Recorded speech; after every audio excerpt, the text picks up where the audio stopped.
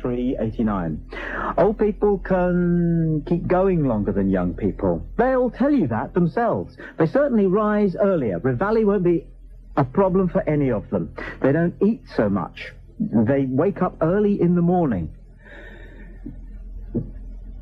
They're used to sleeping on sofas.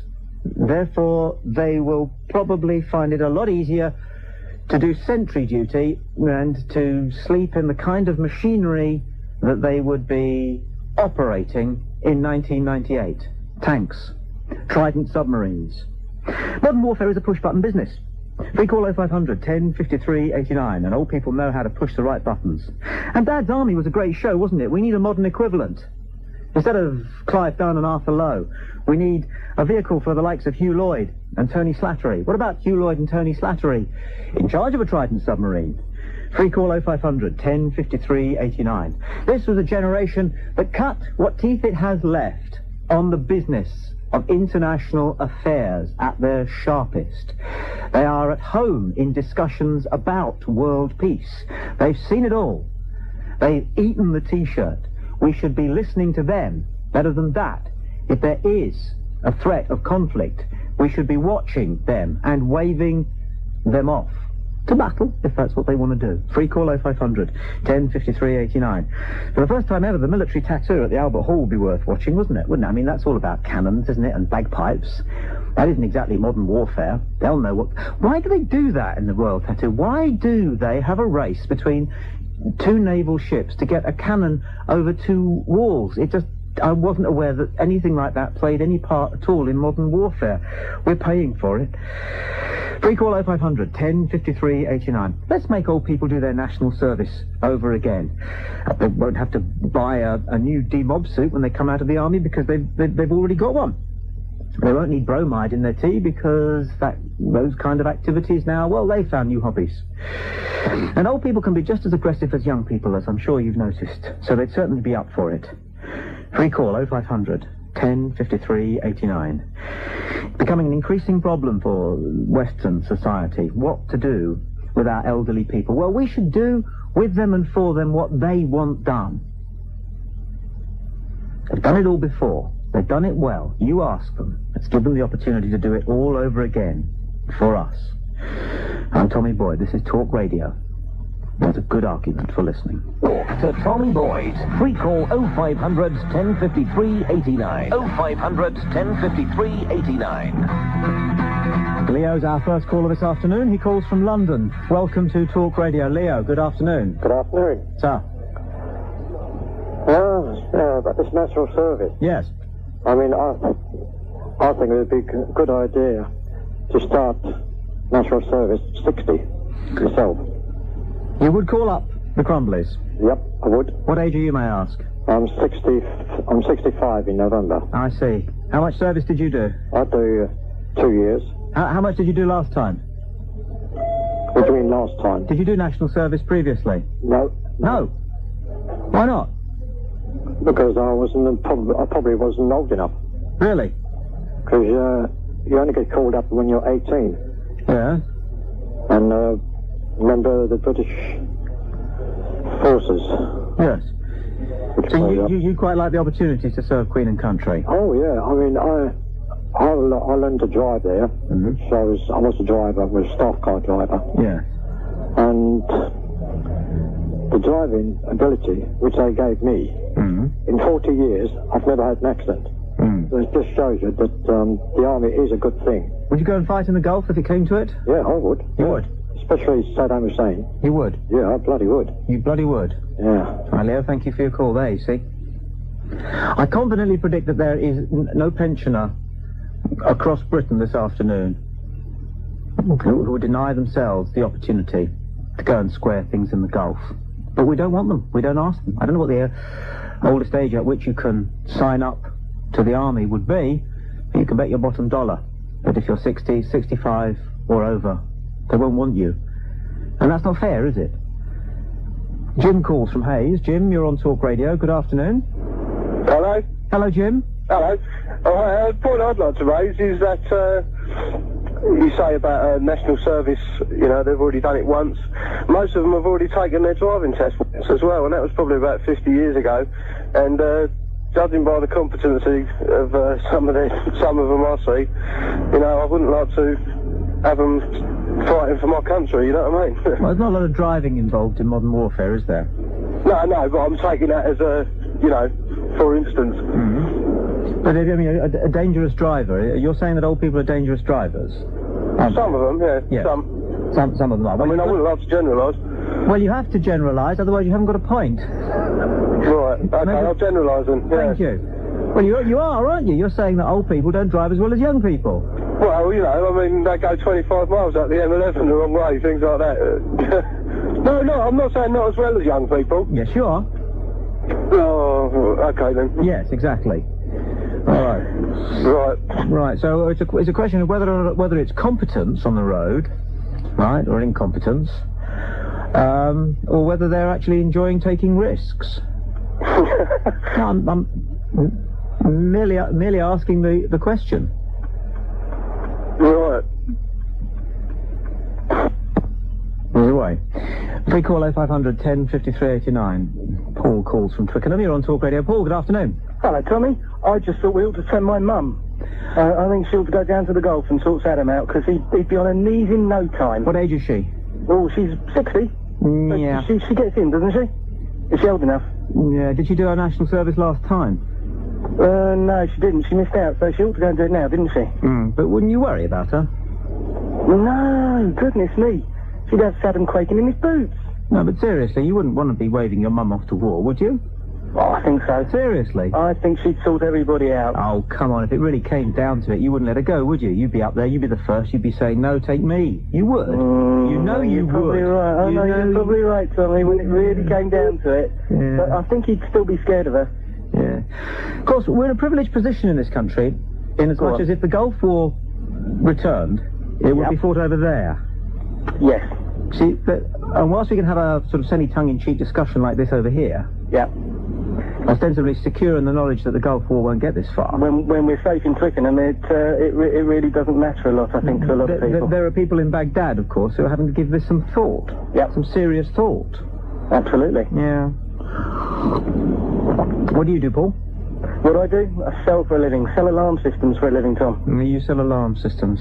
Did you ever think about joining up when you left school? No, not at all. Because? Didn't dream of it. Because?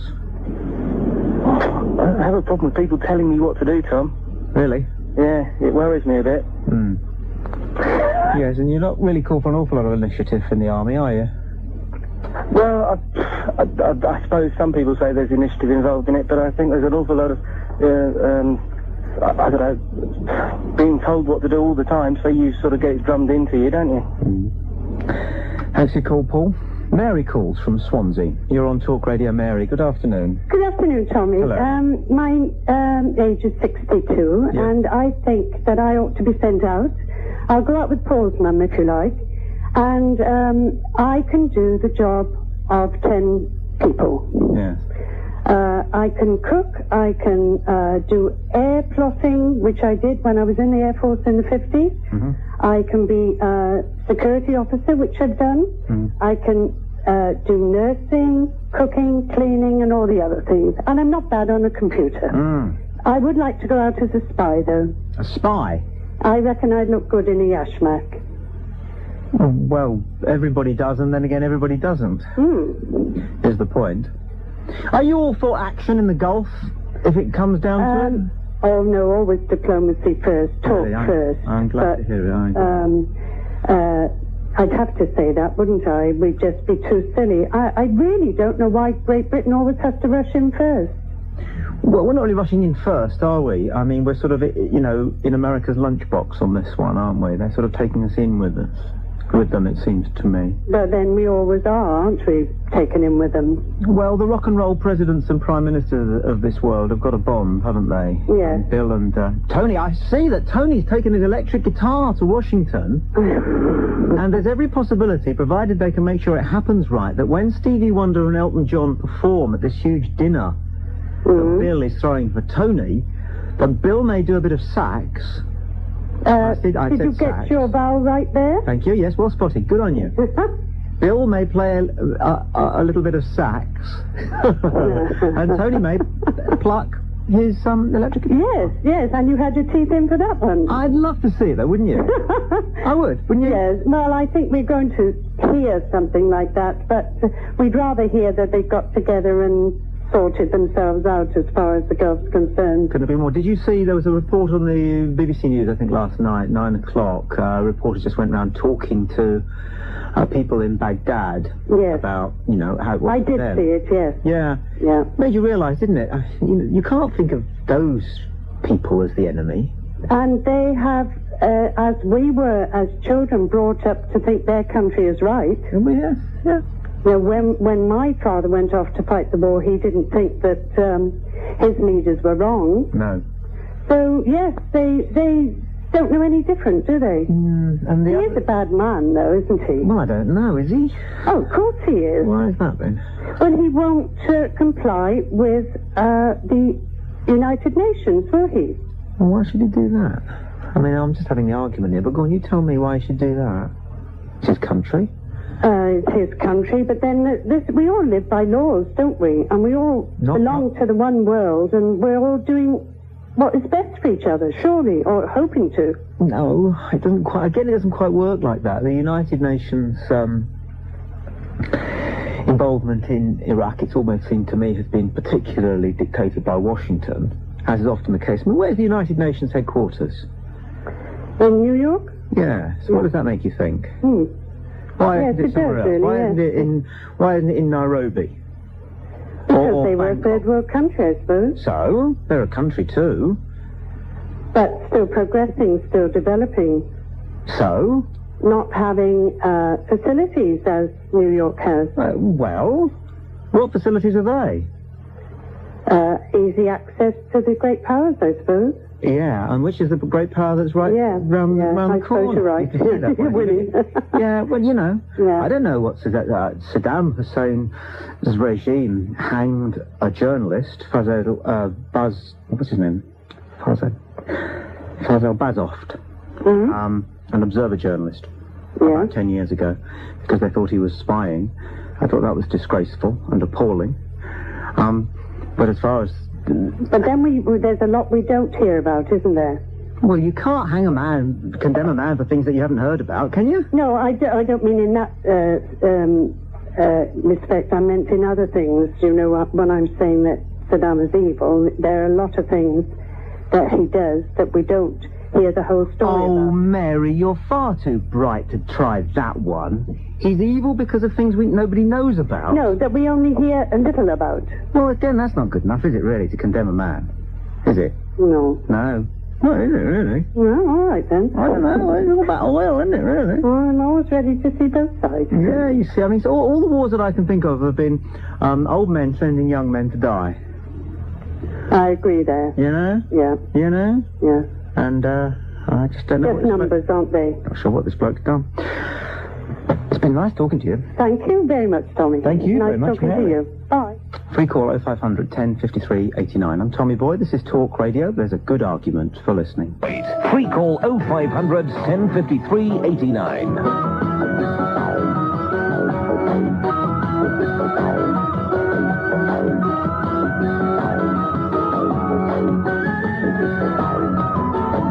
Sean calls from Telford. You're on Talk Radio, Sean. Hiya, Tom. I've got it. Yes. Snipers. Get them a nice cosy chair, nice bit of heating somehow, and just sit them there with a nice gun, and they can be just like they're at home. Yes. Well, a pair of net curtains to peer through, presumably. Well, just to sneak through, and see what's going on. Yes. And Sean, for your thought, free call 0500 1053 89. We had been wondering whether it would be a good idea for elderly people to do their national service over again, whether it was peacetime or time of international tension, which we have at the moment. Seems to us that they've been telling us for a long time just how national service works wonders and what a wonderful experience it is. Well, fine. If they're that keen on it, why don't they go and do it all over again? Ken calls from Taunton. You're on Talk Radio, Ken. Good afternoon. Hello, Tommy. Hello, Ken. I would like to say this, though, although it's 78, I'd still like to have a go at Saddam Hussein. Yes, you would. I spent my time in Africa and Italy during the last war, and well, I think some of the old ones should go out and do a little bit for the young ones, because it looks to me as some of the young ones aren't doing too well anyway. No, you know how to do it better than they do, don't you? No, I don't think I do it better, but I think we are war trained. Yes. Which is somewhat different. Yes. Somewhat different to these young men who are sent into Northern Ireland, for instance. It really is bad for them because they don't know, they've got no background. You're battle hardened. Absolutely, yeah, that is the difference. And as for old men sending young men in to die, which I heard you say, or someone said, it might be a good thing. Let the young ones come on. Well, we'd lose a lot of them, though, Ken. Do you think so? Yes. Maybe not. Are you saying that some young men are... I'm not saying young men are expendable, but one of the things I always noticed when, during the last war, I felt sorry I wasn't married. Now, the fellows who were married and bring out families who were away felt really bad about this. Because they were thinking of their homes and thinking of their children and everything else. As a single person, it was easy for me because I wasn't involved in that way, other than for my parents. Right, so you'd only let single pensioners go to war? Well, no, my wife would let me go. Would your wife let you go?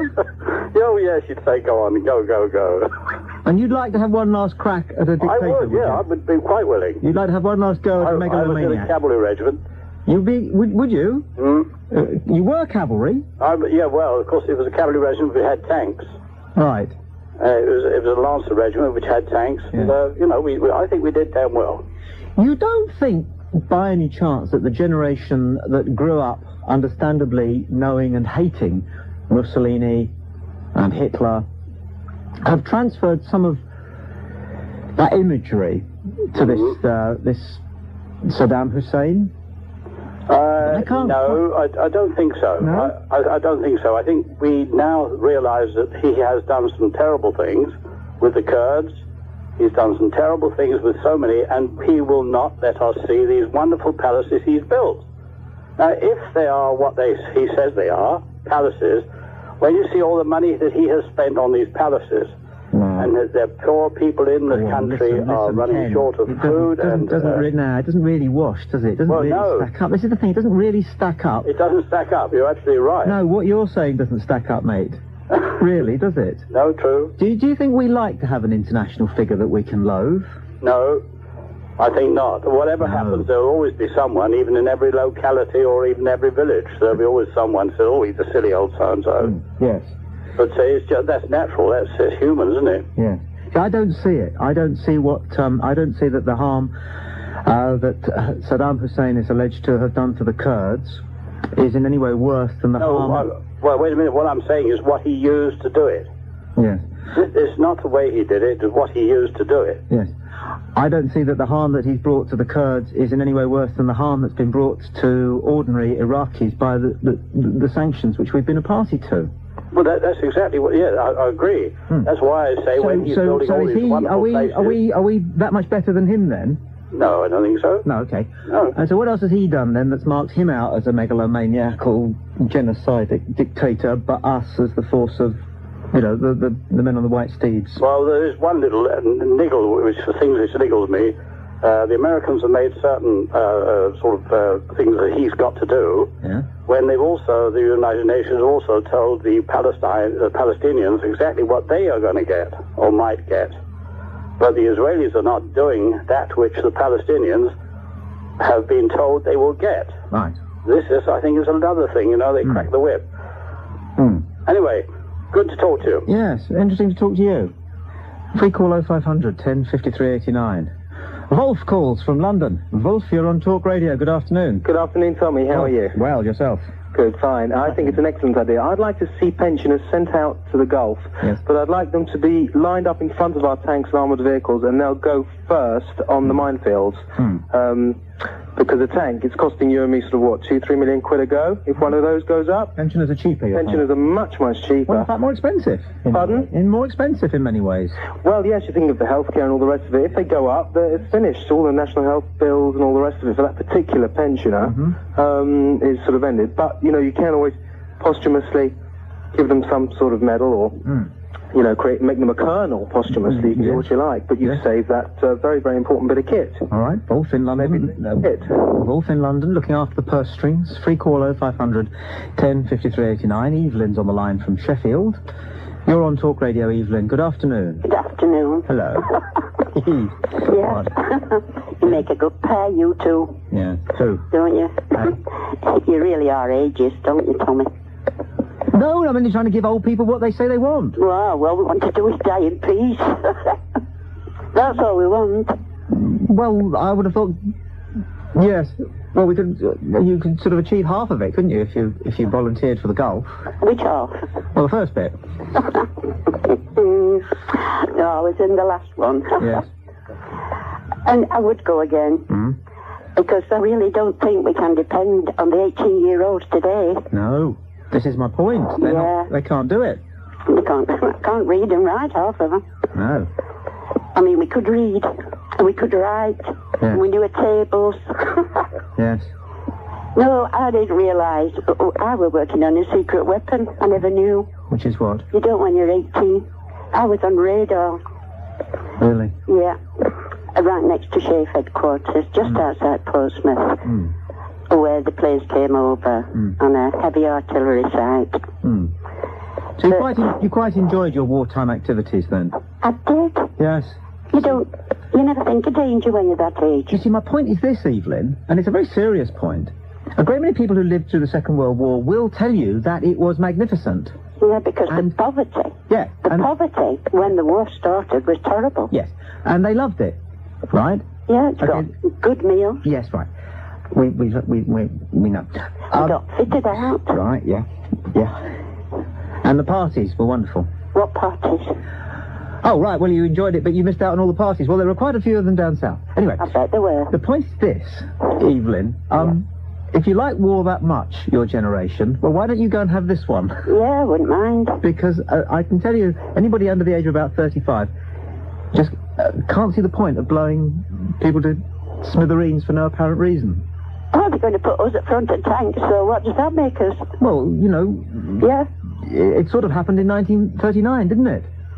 What? Putting old people at front of tanks? No, your generation. What happened? Your generation were in the firing line. Oh, yeah, but we went at front of the tanks. You did? So you either got it from the front or you got it from the back. Quite. Yeah. Yes. Hey! Hey! Oh. Anyway, lovely talking to you. Okay. Yes. See you in Baghdad. Colin calls from Morecambe. You're on Talk Radio. Colin, good afternoon. Good afternoon, Tommy. Colin. How are you doing? No, I've never been better. How are you? Good, man. I would just like to say, I don't know what we're getting on the old folk for subject, because they've done the time, haven't they? You've seen them on the Cenotaph Day every year, you know. Give them a bit of peace. That's all I'd like to say. I've been in the army, been in the Scots Guards, I've been to Northern Ireland. Unfortunately, I missed Iraq, but that's one of them things. But have you ever been in the army? The point I'm making, Colin, how can you say, unfortunately, you missed the Gulf, and then condemn me because I'm giving you a chance to go and finish the job? I'd love to go. There. Yeah, I'd love to go. Get off my case, then. I'm on your side, mate. Right. I'm not going to get on your case, but I'm just there, slanging the old folk off. There's some idiot there to put him in front of the tank to save the expense. We're not slagging old folk off. We're merely responding to what we hear from your generation. Yeah. From on a number of occasions. Yeah. Which is that you lot could do a better job than the younger generation, and you'd like the chance to prove it. I'd love the chance to prove it, but then again, the government don't want the old folk, do they? That's what I'm trying to change. Yeah. I'm here this afternoon pleading with the Ministry of Defence to raise the age limit for joining the army. Yes, they should do. What age are you? I've just gone 50. Ah, you're no age at all. You've over. You could kill an Arab, couldn't you? I'll tell you something, if they give me a chance, I'll be out tomorrow. That's exactly what I'm talking about. Colin, you are the man I'm talking about this afternoon. Yeah. I'm sorry if I went off a bit, but... Well, it was a bit rude. I do apologise to everybody out there, but... Well, I'm grateful.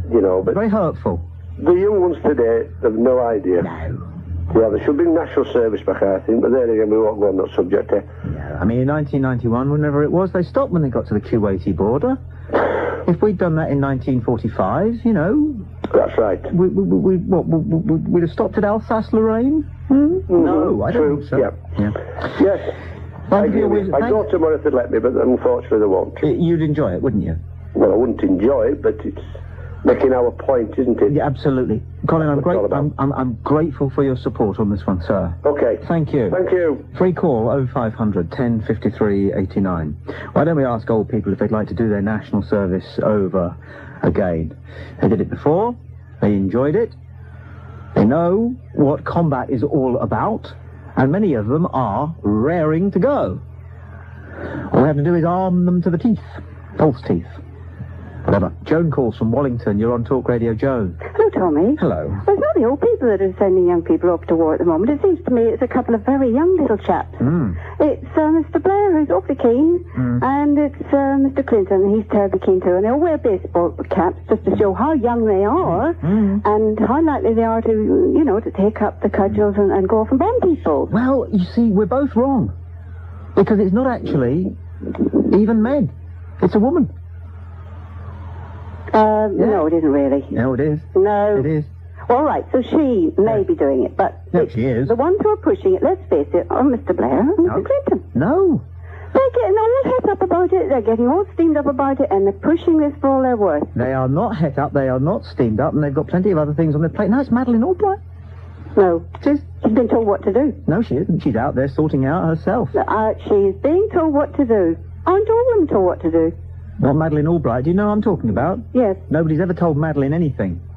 She's her own woman. Or her own man, if you like. Well, I think it'd be a mistake. Well, maybe, but it's an old woman who's taking people into war this time, not young men. Well, to me, it's the young men, because they're the ones who are going to be organising it all. No, they're not. I bet they are. No, they're not. In any case, Clinton's not young. Anyway, if it was... How old's Clinton? How old's Clinton? Well, they act young. I mean, they're trying to prove that the teenagers, you know, they're getting together with all the pop stars. Look, I'm a teenager. And, you know... But what age is he? What age is he? Well, they're not as old as me. What age is he? Go on, now. They're not in the age group you're talking about, are they? Just as a matter of a general knowledge quiz, right? Ding, Joan in Wallington, your question, your starter. What age is Bill Clinton? Well, I suppose he must be 40-something. And what age is Tony Blair? Well, I guess he must be around 40. You see, this is no good. What age are you?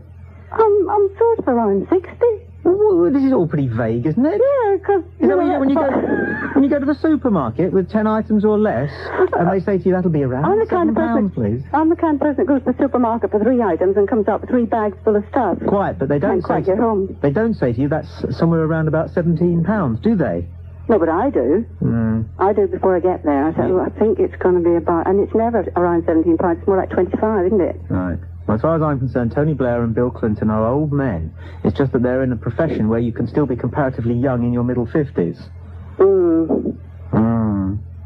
And it is Madeleine Albright. She's the one in charge. She's the American Secretary. No, she's not in charge. They keep putting people in these jobs and saying, look, you're in charge. I mean, they put Mo Monum in charge of the Irish thing and said, oh, yes, you're in charge. She's not in charge. I'm sorry, what are the responsibilities of the American Secretary of State last time I looked? You tell me. Well, the thing is, they don't have the ultimate responsibility. No, I'm sorry. They're given jobs. That's a different question. What are the responsibilities of the American Secretary of State? As in Madeleine Albright, a woman. Well, I haven't thought about it before. You don't know? Well, I haven't thought about it before. I could find out. Why do people of your generation have such difficulty saying, I don't know? Well, because I don't know. You don't know that either, do you? No, she's like the Foreign Secretary, mate. It's a job that Jimmy Baker had before, under Reagan. And Henry Kissinger was the most famous one. And they're in charge of foreign policy. They decide. No, the ones who are the ministers never decide. It's the ones behind the scenes that decide. Yes. Well, you're sticking to your guns, even though you know diddly squat, which is just how it is with your generation. Yeah, but if it was something to fight about... Yes? I wouldn't mind fighting. In fact, I get very mad sometimes, and I quite prefer to fight. Who would you like to pick a war with? There's so many people to choose from nowadays in the colour brochures. I get very mad about what's happening with the IRA. Yes? Very mad. Yes, well, we've done that. We've had wars with them, so... No, we haven't. Yes, we haven't had a war with them. Well, it depends whether you did history at school or not, Petal, but anyway, carry on. Since the last 30 years, we have not had a war with them. No, what, you like one every generation or so? No, all they've done is put the army there, and they haven't actually had a war with them. No. But if they had a war with him... Yes. All right, then. Yes. Fine. Could be different. Okay. Anybody else? Not at the moment, not today. No, I'm too busy today. Not today, too busy to pick an international enemy. Fine. Joan, thank you very much indeed for your call. All right, thank you. He's 53, by the way. Is he? Yes. Oh, he's getting on a bit then, isn't he? He's good, isn't he? Yes. Free call 0500 10 53 89. I'm Tommy Boyd. This is Talk Radio. There's a good argument for listening. Conversation of the nation. Free call 0500 10 53 89. So, two problems. A burgeoning population of elderly people in Britain and the increasing threat of international conflict in the Gulf. Perhaps, maybe, as a stroke. If we asked that generation which has already done one national service to do it all over again, object, they'd love it. Free call 0500 10 53 89. And they already know what they're doing, and they've already seen action of a sort. Audrey calls from Cardiff. You're on Talk Radio. Hello, Audrey. Oh, hi, Tom. Hi. Well, I've started weightlifting and doing a bit of jogging this week because I think most probably, I don't know, perhaps in the very near future, they're going to be asking me to go to various air bases to load bombs on our aeroplanes. Is that right? Really? Because I think that, you know, they're most probably going to have to bomb the whole of Iraq because I can't see, even with all their sort of modern technology, that they're going to be able to detect where every single missile is. So it's the only answer, really. Yeah, do you think so? I think that's the only inevitable consequence. And would you pitch in? Would you do your part, or would you perhaps this time be a conscientious objector? Well, seriously, Tom, I've been really, really thinking hard about starting that off. Yeah. I've been sort of, going around to all my local pensioners and seeing what they think about it. And, we've been trying to get it together, actually. Well, send me a leaflet, will you? Because I might just sign up myself and get it going. Actually, can I just tell you one little thing? Yes. I mean, it's a bit of a diversion, but just to show pensioner power, going back in the early 80s, when we had cruise missiles, we started a little group off and we set up a little camp. And we stayed there for quite a long time. And we found that it was really quite a good experience. Quite good fun? Quite good fun. Yes. We got to know the American Army quite well and spent quite a lot of time in prison. So I think we're quite well prepared. So we're emotionally prepared. We want to get physically prepared as well. Yes, I always felt I would like to meet that woman. Do you remember the woman who climbed into one of those fighter planes? Yes. And smashed it to bits with a spanner? That's right. That's right. In fact, several of my friends in our particular camp, we broke into the base on many occasions. Did you? But we didn't have the publicity, unfortunately. What did you do when you broke in?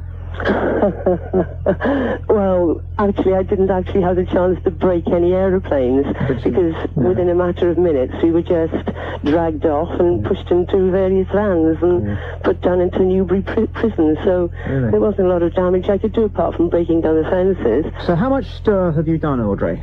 I've written to my local MP. No, sorry, prison, jug. Oh, sorry. All right. I don't know all these various terms. You see, I'm a bit long in the tooth. Well, you should do. You're a convict. Oh, I must have been in on and off perhaps for about 5 or 6 months over the years. Well, good for you. I salute you. Thank you very much. Keep up the good work. Thank you. Free call 0500 10 53 89. Paul calls from Dundee. You're on Talk Radio. Paul. Hi, Tom. How you doing? Afternoon. All right. I agree with you. I think we should send the OEPs into war as well as other parts of the work. Because if I believe that the computer crisis will crash all computers at the turn of the century, we're all pretty much knackered, aren't we? Us young generation. It's the old folks that are going to tell us how to win wars without using computers or... Wait. You've given me a thought. Do you know a lot of modern warfare is computer controlled? It is, yeah. Do we know whether any of the Ministry of Defence computers, whether they're actually in the MOD buildings, or whether they're in the warheads and on the dashboards of our Tornado jets, do we know whether any of them are going to be affected by the Millennium Bug? Surely not. That's it, we'll have to wait and see, won't we? Well, surely not. And it's the old folks that are going to help us out of the rut and get us all started again. Has anybody asked the Ministry of Defence whether any of their computers are likely to be affected by the Millennium Bug? Do you think they'd tell you if you did ask, though? Shall I ring them and ask them? Go for it, Tom. Can we do it now? Why not? How do we do that? The Ministry of Defence must be something 2000. Mark's going to work on it. Call directories, they'll tell you. Well, we'll do that, and then as soon as we've got the Ministry of Defence up, I'll ask them the question, okay? Okay, thanks very much, Well, Tom. do you want to hang around and do it, or and join in, or do you want to clear off and listen on the radio? I'll just listen on the radio. All right, bye. Bye-bye. He'll sit back. Yes, that's it. And I'll do all the work. Okay, we're dialing now. It's a thought. I must admit, it's a good thought, and he gave us the thought. It's worth asking the question, isn't it? Although, obviously, in the middle of an ordinary Wednesday afternoon, the Ministry of Defence will only put us through to the press office, and the press office will only tell us that it's not a problem. So we're not going to find out anything earth-shattering. Don't get your hopes up. It would be nice if the Ministry of Defence said, "Oh, we hadn't thought of that. Thanks." But I doubt it. Right, just getting the number. I'll talk to Nick whilst we're waiting to get through to the Ministry of Defence in Northampton. You're on Talk Radio, Nick. Tommy, I've got it sorted out. Okay. I've got it sorted out. There's no need for diplomacy in the Middle East. I've got it sorted out. We stand outside bingo halls, hairdressers, DIY stores on pensioners' days. Right. We round them all up in double-decker buses, lure them in with the offer of a free lunch. All right, because they'll all be first in the queue. They'll all be there on double-decker buses. We ship them off to the air bases, and then we drop our entire pensioner population by parachute onto Iraq. Yes. All right, straight to the middle of Baghdad. Yes. That will do far more damage than any weapon could. Saddam Hussein will come out with his white flag flying and say, "Come and see whatever weapons you like, boys." No, not straight away, I wouldn't. I wouldn't have. No. So the pensioners, It will take first about of all, 3 or 4 days before it brings the sort of human infrastructure of Baghdad to its knees. Oh, that's right. Well, I mean, the first thing they'll do all these people trying to get on buses. Yeah, that's during right. the rush hour. And they'll try and set up an infrastructure of bingo halls. They will. They want to get on a sing-song. And they'll be all complaining that they can't get a blue rinse at the hairdressers. And also the problem that the pensioners would have is there aren't many cars around in Baghdad for them to drive slowly at 15 miles an hour. No. To hold the traffic up. Yes. But the main thing is, you see, because they complain about how good it was during the war, going to Baghdad will give them that ideal experience. Yes. That they so crave. A student of human nature, Nick, I salute you. Thank you, sir. Thank you for your call. No problem. Free call 0500 1053 89. We're getting the Ministry of Defence on the other line. I'm just going to ask whether they've given any thought to the Millennium Bug and all the computers that they've got running, well, not just their office equipment, but, well, there is a matter of those nuclear missiles. I'm Tommy Boyd. This is Talk Radio. There's a good argument for listening.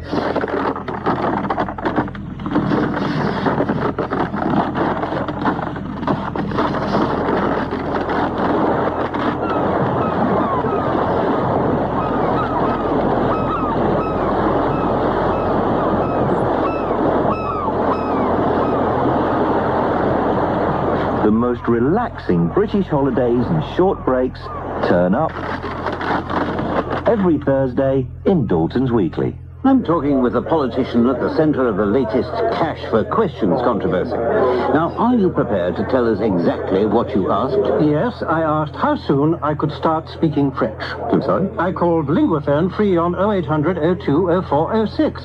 They said it could take just 12 weeks. And how do you explain the hotel reservation? I don't know what you're getting at. Well, late at night in the House of Commons, you were heard by several witnesses repeatedly demanding a hotel room in French. Well, that's the way it works with Linguaphone. You just listen, repeat, and understand whenever and wherever it suits you. You start speaking at your own pace. Are you suggesting that no cash changed hands? Certainly not. First, Linguaphone sent me their information pack and demonstration cassette. Anyone can ask for them. They're completely free of charge. To start speaking any of 30 languages and receive your free information pack and demonstration cassette, call Linguaphone free on 0800 02 0406. That's 0800 02 0406. Talk to Tommy Boyds. Free call 0500 1053 89. Okay, so we're telephoning the Ministry of Defence. Let's see what happens there. Here we go. I have to, by law, tell them that we're a radio station and that they're on the air, so I hope they don't freak when I do that. And I'll do that once I get through to their press office, which is who I have to start with. And that often makes sense because press offices are usually better at communicating than heads of department and things Ministry like of Defence, London. Your press office, please. Are you a member of the press? I am. And which press office did you want? Radio. Would that be Army, Navy, Air Force, Royal Marines, Ministry of Defence? Ministry of Defence, please.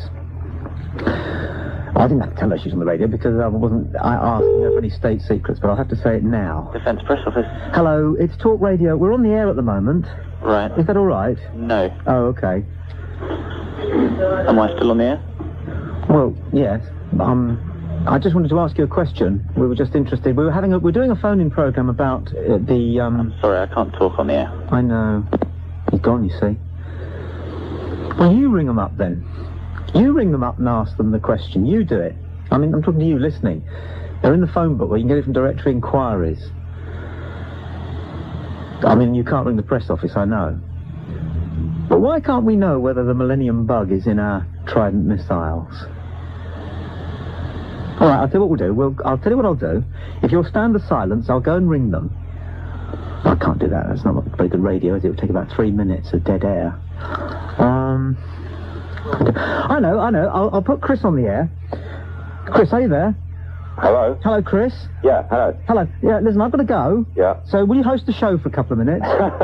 If I put somebody else on for you to talk to? Yeah, go on then. Do you want Darren in Winchester or Arthur in Liverpool, Barney in Suffolk? Or Anybody. Anybody. All right, I'll have Darren then. Darren in Winchester. Hello? You're through to Chris in Yeovil. Is that you, Tommy? Yeah, but I've got to go. I'm phoning the Ministry of Defence. Oh, can I have a quick word with you before you go? No. I'll come back in a minute. So you talk to Chris. Chris is hosting the show at the moment. All right. Chris in Yeovil, it's your show. Yeah. Hello. Hello there. What's your point? What was your name again? Chris. Hello. Say again. What was your name? Yeah, what it is, thinking about how to marry up Saddam Hussein and the old, and what to do with the old population. Yeah. I was thinking, well, you know, a lot of the old people these days, they tend to be quite hostile to the younger generation. A lot of them. Yeah. I thought it might sort of, there might be sort of more harmony in society if we got some of the older people to sort of go to the Gulf, because then they wouldn't annoy the younger ones, and we wouldn't annoy them. I think the situation is quite reversed, actually. In Britain, I think. I think the younger people are more hostile to the older people. Yeah. Not what you've just stated. Well, I'm not personally hostile, but a lot of my mates and that, they have a lot of problems. I haven't got a problem with them personally. An old person would tell them to pick up a bit of paper and they'd hit them. Yeah, I know. I hate that sort of yobbery, but I mean, and there's a lot of yobs around, right? But I'm saying if the yobbos and the old people don't get along, either they should go to the Gulf or the older people. I think the yobbos should go because they seem to have more aggression. The old people aren't fit enough. And I suppose also the yobbos, it wouldn't really matter if their lives were expended so much, I suppose. Say again? It wouldn't matter so much if the yobbos' lives were expended. They could be sacrificed because they're not contributing much to society as a whole, are they really? That is correct. Would you be willing to go? I'm not hostile to old people. I'm just sort of thinking about the practicalities of it. Yeah. Would you be willing to go? Yeah, I'd go. How old are you? I like a good scrap, especially with. I told you were hostile. No, I'm not a yobbo. No, don't get me wrong. You like a good scrap. Well, you know, Saddam Hussein. You know, I think it would be good fun. I mean, I'm not a trained soldier. No. But I wouldn't mind using a gun on a battlefield or you know, just trying it for a few days, see if I like it. I wouldn't fancy too much the plane. No, how old are you? 27. Oh, right, yeah, you're old enough. Yeah, I mean, I wouldn't fancy too much the plane, because if you got shot down, you'd have the little buggers in Baghdad having you on telly and that and mucking around, wouldn't you? Like that John Nichols. You would, and I personally don't think it's a good thing for anyone to go. It's dangerous. Yeah, but I mean, I think it'd be safer if you're on a sort of land warfare, Sorry, I mean, it'd be more dangerous if it was planes. I mean, I don't think it's dangerous in the, Yeah. If you think of last time, how many Allies died last time in the Gulf War? Was it only about 12, wasn't it? Not many. It is a bit dodgy getting shot down in an aeroplane because it's a long way to fall, isn't it? Yeah. And then if you get shot in a ship, you could possibly drown. So I suppose the land is the best bet. But if you get shot, I think you're shot. But wasn't the only? I mean, thinking back, weren't the only casualties in that fire, that friendly fire from the Yanks? They caught their own guys, didn't they? I do recall what you're saying, but I can't really confirm that. I don't remember it too much. How did it go, Chris? Oh, Tommy. All right. Good? Chris is all right. He's good bloke. Can I speak to Tommy? Yeah, what? Tommy? Yes? What I'm saying is... Yes? that guy thought I was being hostile to old people. Aren't you? Well, I sort of, but you see, the thing is, what I'm thinking is, it seems that a lot of the old people today and the young generation, we just don't. A lot of us just don't get on. All right, let's. Don't forget to subscribe and like. Comment too if you wish. Even slap your legs and make a purchase from Ann Summers. But don't do nothing.